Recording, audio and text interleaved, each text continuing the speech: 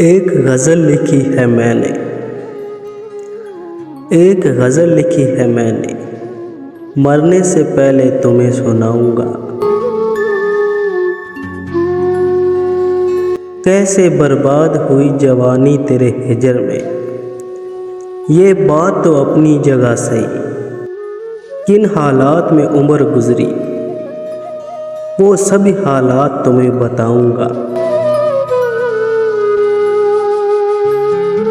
पहले रोया करता था बहुत मगर फिर आंखें खुश्क हो गईं। इन खुश्क आंखों की कुछ पुरानी तस्वीरें तुम्हें दिखाऊंगा। चैन से सोया भी ना, खैर ये बात भी अपनी जगह।